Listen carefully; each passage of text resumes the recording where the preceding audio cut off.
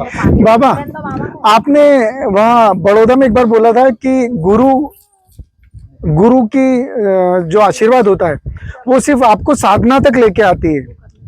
गुरु का आशीर्वाद आपको सिर्फ साधना तक लेके आता है, लेकिन बाबा लोग तो गुरु से और भी बहुत अपेक्षाएं करते हैं। तो बाबा आपने जो कहा कि सिर्फ साधना तक लेके आता है, तो बाबा उसका मतलब क्या है? मतलब तो दो शब्दों में ही है कि अगर अपन किसी भी अपेक्षा से गुरु के पास गए तो आप गए ही नहीं, तो आप गुरु के पास नहीं गए। फिर गुरु आपके लिए, क्योंकि आप गुरु मान कर नहीं गए, आप मदारी मान कर गए कि किसी मदारी के पास जा रहे हो तो वो झोले में से निकालेगा और आपकी अपेक्षाएं दे देगा।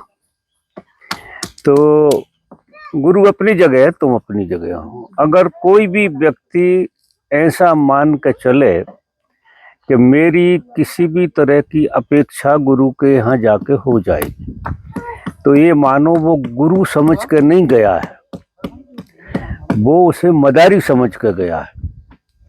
जो गुरु समझ के जाएगा उसके अंदर ये भाव ही नहीं आएगा, कोई अपेक्षा ही नहीं होगी उसकी, वो कुछ मांगेगा ही नहीं।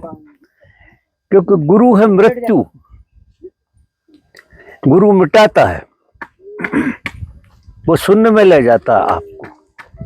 कायदे से देखो तो जो है उसे छुड़ाता है, इतना समझाता है कि तुम ये छोड़ दो, ये छोड़ दो। मदारी क्या करता है कि जेब में हाथ डाल के आपको दे देता है। आपने गुरु की महिमा मदारी से जोड़ दी, इसलिए आप अपेक्षा करके गए और आपको वहाँ खाली हाथ लौटना पड़ेगा और पीड़ा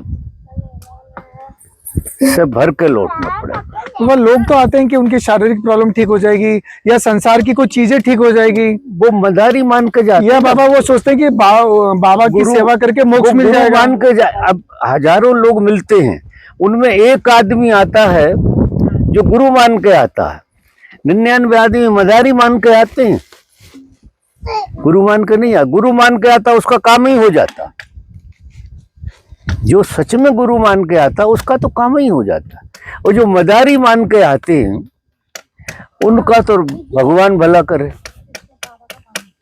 फिर उन्हें मदारियों के पास जाना चाहिए, गुरु के पास गलती से चले जाते हैं लोग, ऐसा होता। बाबा उनको ये भी लगता है मतलब कि हम बाबा के साथ हैं तो मोक्ष को उपलब्ध हो जाएंगे, वो या उनकी सेवा करके हमें कुछ घट जाएगा। मदारी वाला ही खेल, बिल्कुल मदारी वाला। क्योंकि तुम किसी चीज को उपलब्ध हो जाओगे जे अगर आपके चित्त में है, तो आप भिखारी तो हो ही, और गुरु के पास भिखारियों को जगह नहीं। भिखारी अगर है तो मदारी के पास जाएं, मदारी उन्हें सब दे देगा। दुनिया में इतने मदारी हैं जिसका कोई हिसाब नहीं है, गुरु छोड़। वो आपको कुछ नहीं देता जी, अपेक्षा निकाल दो अगर अभी तक है तो। वो मिटाने की, गुरु मृत्यु है,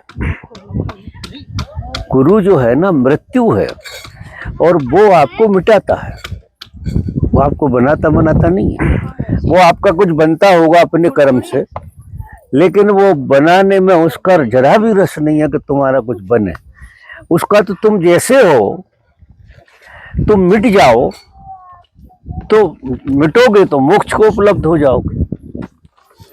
अब तुम कहो कि हम बने रहें और मोक्ष को उपलब्ध हो जाए, तुम ही बाधा हो, क्योंकि तुम भिखारी हो, और भिखारी मोक्ष को उपलब्ध नहीं होते।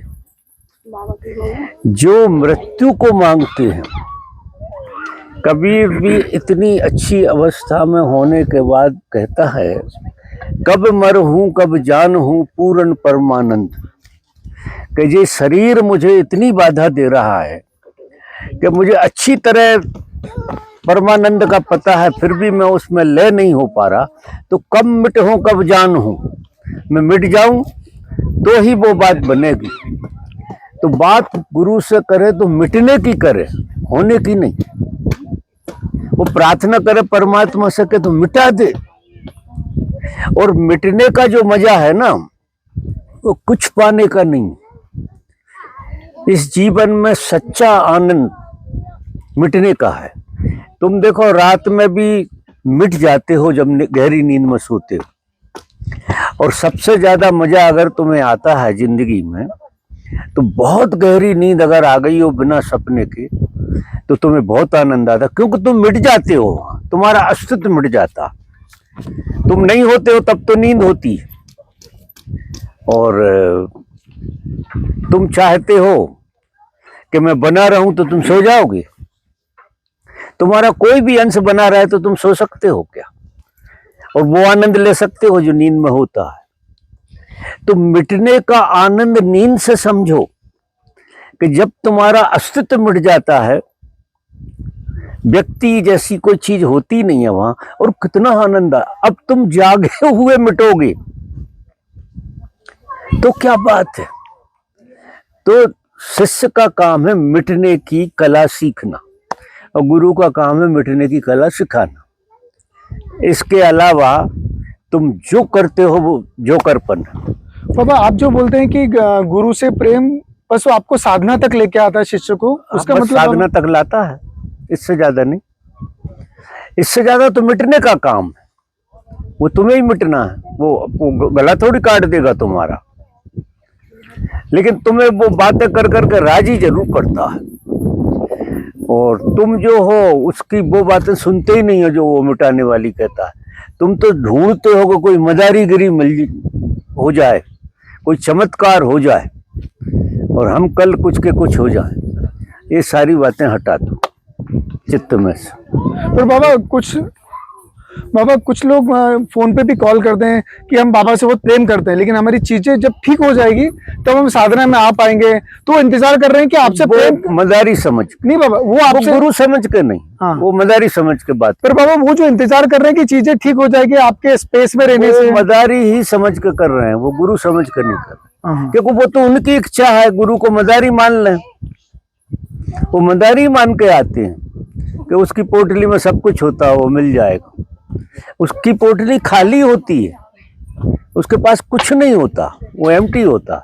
पर बाबा मैंने 21 साल में बहुत लोगों को देखा है जो आपके स्पेस में रहे और मदारी मान के आए हैं, मदारी मान के आए हैं। पर बाबा उठे तो सुखी कोई नहीं, हाँ। सबको कोई ना कोई दुख पकड़े हुए।